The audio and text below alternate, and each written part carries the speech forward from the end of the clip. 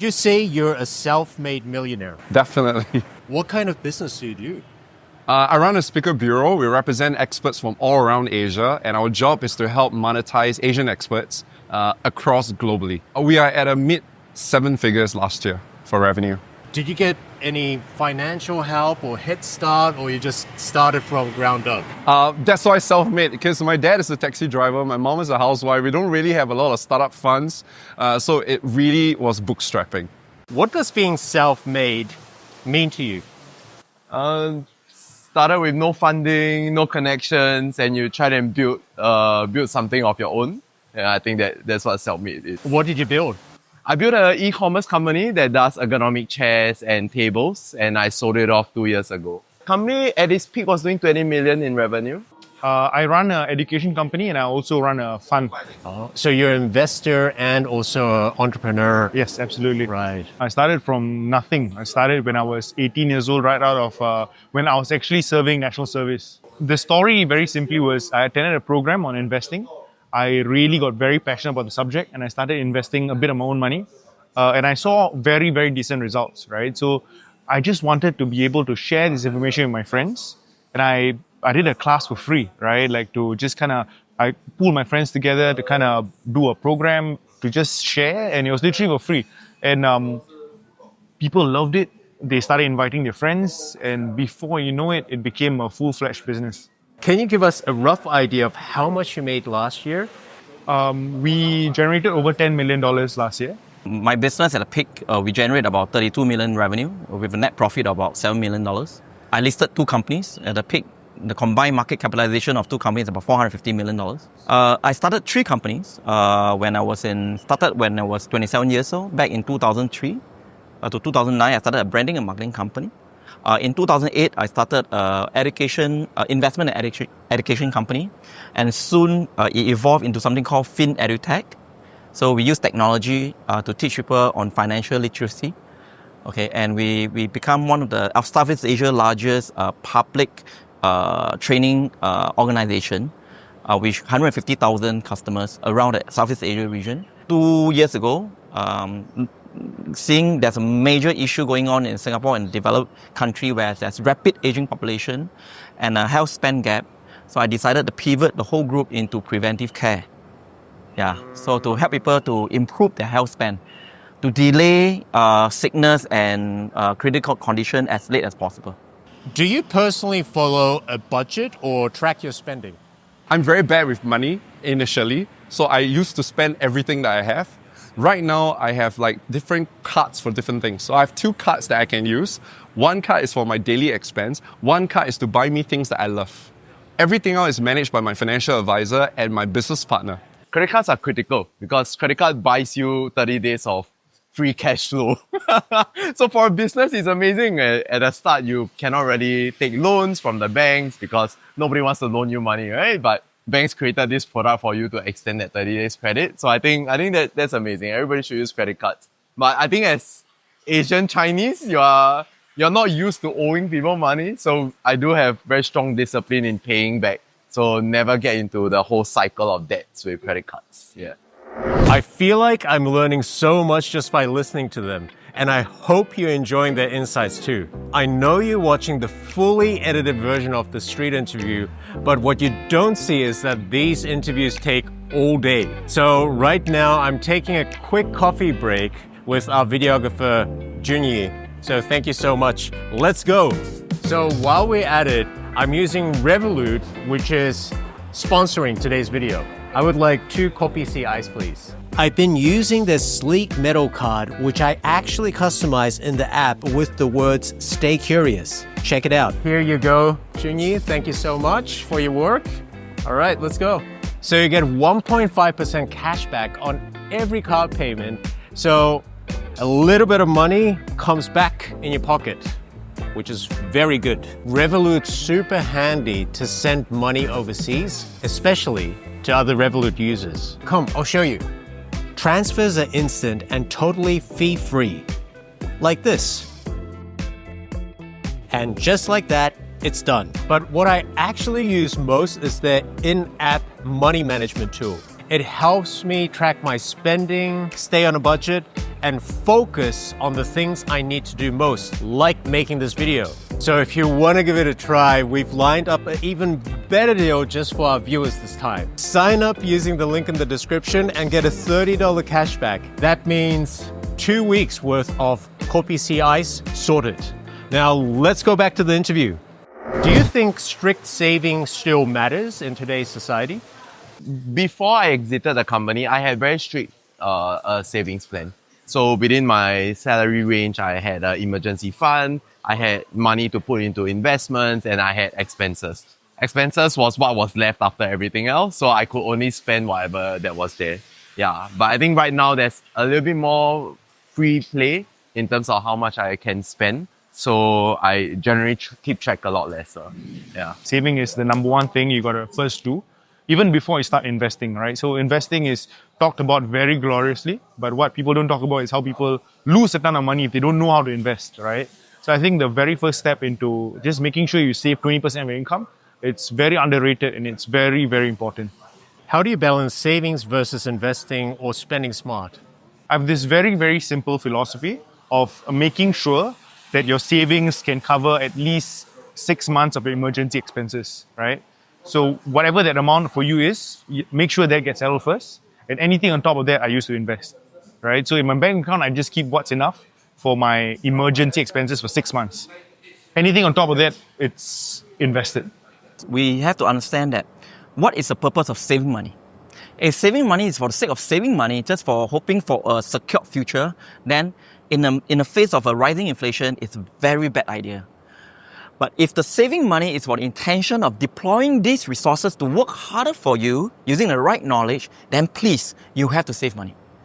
Okay, my grandma, when I was young, always give me this idea that if you earn $1, okay, save 70 cents, spend 20 cents, and actually donate 10 cents, right, to a good cause. So later on, I realized the importance of it because being frugal, okay, give you the first bucket to go to actually as a stepping stone to actually to do anything, right? Whether to start a business, to invest, or to basically at least buy some safety net or life insurance plan, right? So that part I subscribe to it. Do you feel financially free at this point of your life? Yes, I'm very blessed. I think I'm at a point right now I can choose to work and not being forced to work. So I think one of the key reasons why I can actually achieve that is because in the very early part of my life, at least for the good 15 years of my life, I worked very hard, building something, and willing to do most of the things that people were not willing to do. At least I remember for the first 10 years is when we conduct training, I work 42 weeks, at least 42 to 45 weeks out of 52 weeks in a year, right? So weekends are burnt, no social life. I have no friends, so-called, to actually hang out with for nightclub or sports. Everything is about work, right? It's very focused. There's always financial pressure. You see, the thing is that I have employees right now in my team, right? And, businesses change so fast. These days, when we plan businesses, we never really think of 5 or 10 years because there's no way you can predict what's going to happen in 5 years. Every one of our business have only a 1 to 2 year window. So things changes very fast. And my stress comes from, what if I make a very bad business decision and I have to shut down the company? I will be fine because I have investments, I have funds, I have savings. But what about my employees? Am I going to just fire them? It looks easy, right? Just fire them and then I'm done. But what's going to happen to them? That's my stress right now. To me, I think saving money is important because we are emotional creatures. We need psychological safety. Now, I get everybody will tell you things like you need to save 6 months, 12 months. Sure, you need to invest your money. However, I understand what is it like to not have money in a bank account. And I know also that when we have a few months of savings in our bank account, it really gives you that security that you're okay. And as an entrepreneur, especially when you see some money in the bank account, and it's not zero or it's not like only 4 figures, it gives you that security to want to do more things. And as an entrepreneur, our job is not to try to save money. Our job is try to make more money. And so when we have this positive psychology that, hey, you know what, I have money at the back, I'm covered. My bank got me, right? Or not my bank, my savings got me. I can go out there and create more money. But if every day all my money goes to the investment account, sounds good. But then I see zero all the time. And our reality is our focus, right? It's going to affect you psychologically. And you're not going to be so focused in getting money. And then eventually it's a downhill battle. What was the lowest point in your journey? So back in my uni days, I started a company. It's a travel itinerary company. So we raised some funds and I started it with my then best friend. And because of some issues between us, we didn't have the same direction as to where the company wanted to go to. We were also not good at acquiring customers, which is one of the key skill sets of a business, right? So we fell out and our investor had to take over the company because he wanted the algorithm. But back then, I felt that I've made a lot of decisions towards this company being successful, and I broke my scholarship bond, which brought me financially like down by quite a bit. I lost my friend, and I just felt like in a daze. I didn't really know what I should do and whether or not I should be an entrepreneur. And how did you get out of that? I met my current co-founders, and they are like, nobody succeeds in their first try. Let's try it again. And after some convincing, I was like, let's go, right? Let's try again. And we still failed a few more times together. But I also learned a lot more on how to communicate with my founders, how to have honest conversations, even though those are the most difficult ones. And I think those skill sets kind of help to bring us together through the big exit. And one of the biggest blessings in my life is my co-founders are still my best friends. Yeah. My initial goal was to sign on to become a military officer. That was my goal and my dream. Unfortunately, when I went into military service, when I got enlisted, 2 weeks in, I actually had a stroke. I actually had an aneurysm in the right side of my brain, and I basically lost sensation on the whole left side of my body. And because of that, I was in hospital for a long time. I was on medical leave for like 6 months, right? For 6 months. And that was a period of time where I needed to literally learn to move my fingers again, right? Wow. To move my fingers, to learn how to... You couldn't move your body? No, I couldn't move. The entire left side of my body was basically paralyzed, right? And during that point of time, all my dreams got dashed. I couldn't become an officer ever again. I couldn't go back to the gym. Everything that I wanted to do was gone, right? But, my mom always prayed for me and she told me, son, you can do anything, right? And I decided to pick up books and decided to learn how to make money. Decided to use my brains instead, right? So that was the reason why I got it was a redirection in my life. That rejection became redirection. Oh my God. The lowest point in my journey was in 2018 when I realized that I was in $1 million debt. I had our vendors chasing after me, our trainers chasing after me. I literally have people calling me every single day to curse and swear and to threaten to defame me and to threaten to humiliate me in front of social media. And our business is a business of brand and reputation. I was extremely stressed. And the best part was, I had a business partner who was in his 40s. He's the wisest. He always has an answer to everything. But I remember that evening when we realized that we're in a shithole, we were at a coffee shop from 6 p.m. to 12 a.m. trying to find a solution. At 12 a.m., he stood up and he went, and he said, gentlemen, I'm sorry, I think we're screwed. And when your wisest person in your company tell you you're screwed, you're really screwed. And I remember the next day, I couldn't sleep, but eventually I managed to sleep. And then I woke up in the morning. And in Singapore, if you wake up, you hear birds chirping. And that's when you know that it's morning. And there was a very short moment of a few seconds where I totally forgot I was in debt. That moment of peace and quiet, you go like, oh, my life is great. And then after that, a 200-pound truck just hit you and you realize that you got $1 million debt.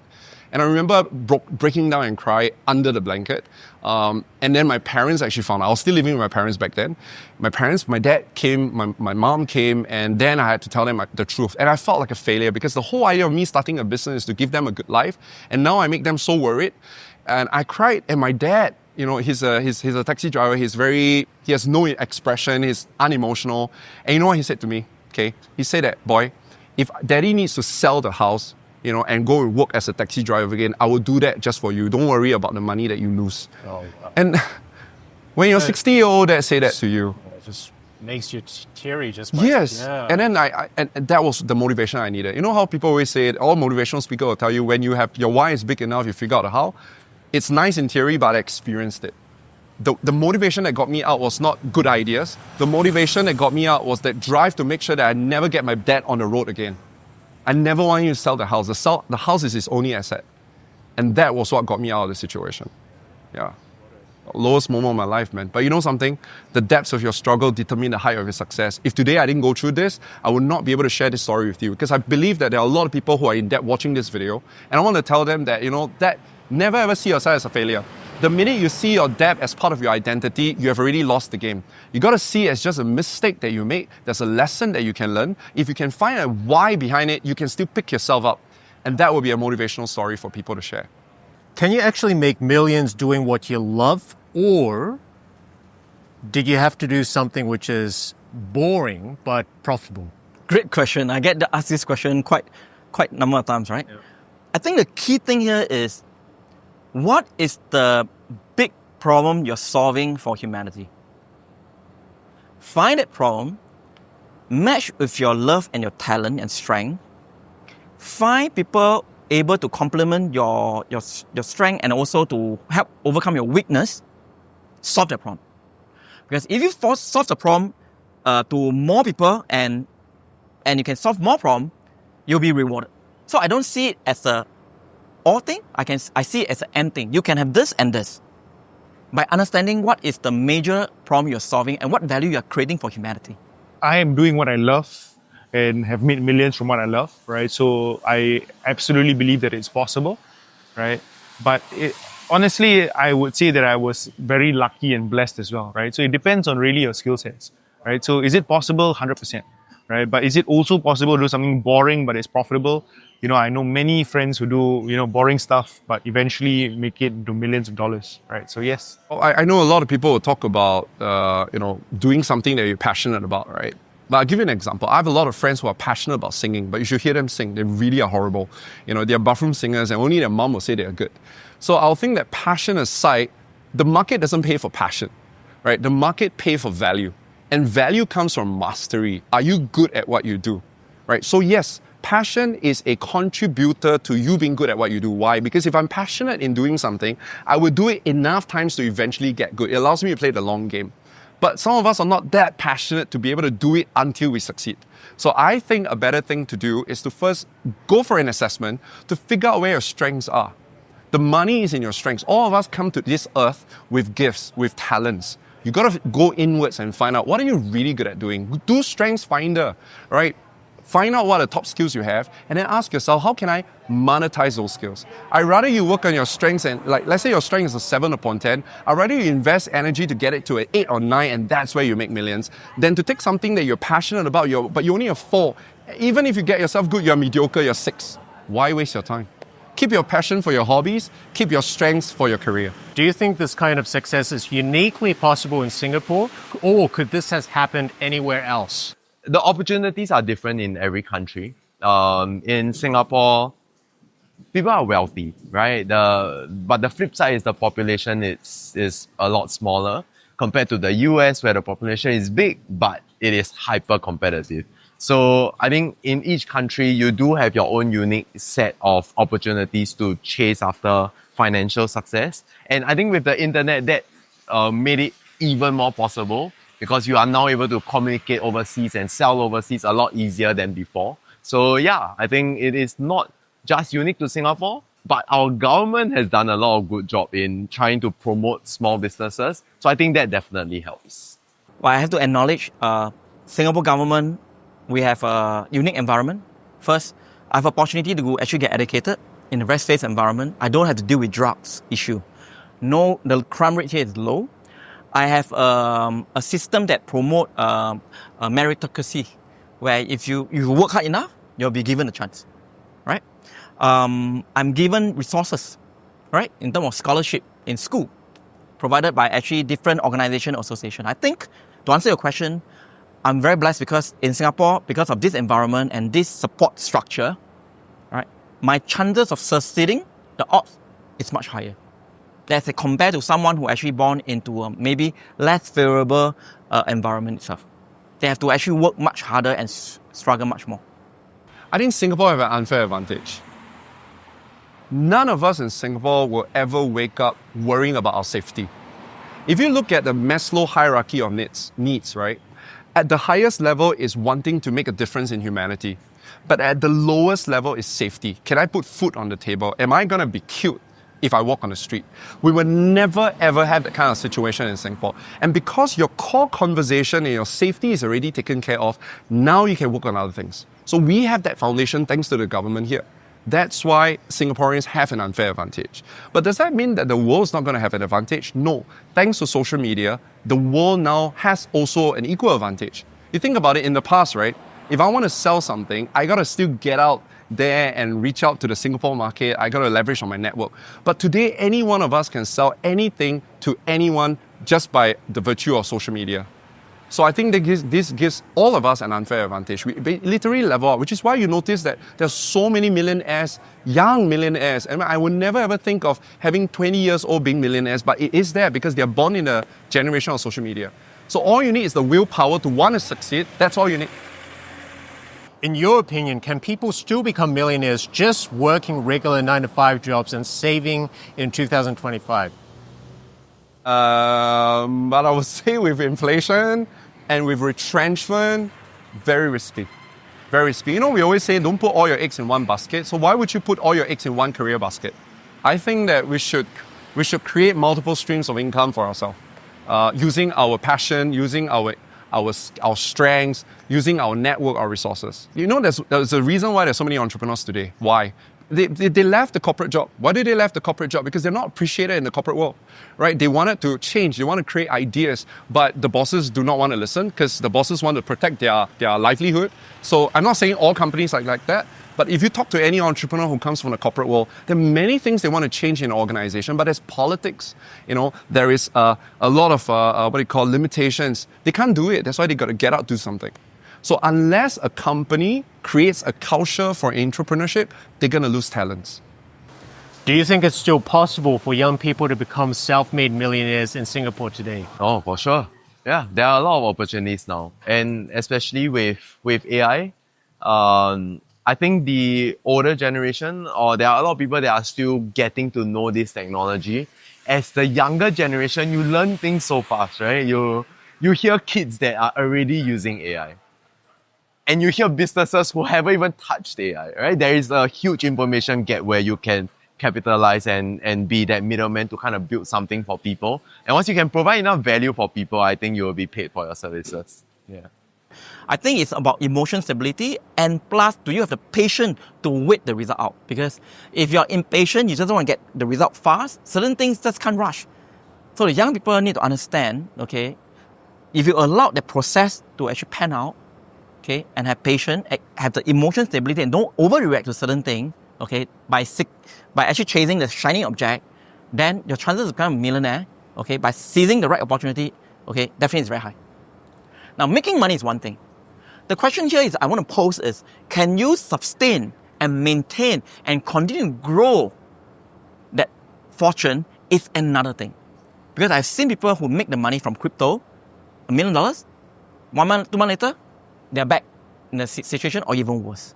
If you lost everything today, how would you rebuild from scratch? You don't have money, you don't have anything. I think today, in 2025, we're living in the age of exponential artificial intelligence, right? So the first thing I'll do is to learn, the skill sets of what AI, what I can do with AI, and to use that and arbitrage to actually sell this information to businesses, right? I think we're in this age of exponential information arbitrage.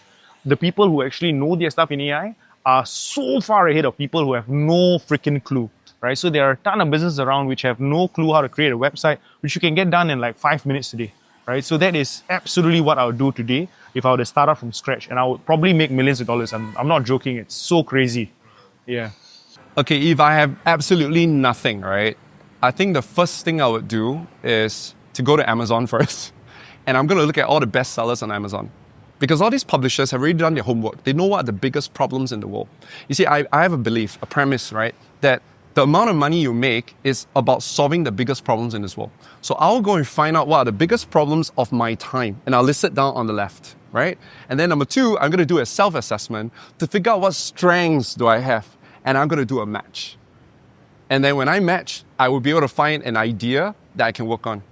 And I'll make sure I set up an Instagram or TikTok account this time around and document the entire process. I'll probably take two paths. One is I want to work for a company that can kind of give me a decent salary, but more variable towards my performance, less trading for time. The second one is I will start companies that is pre-orders by nature.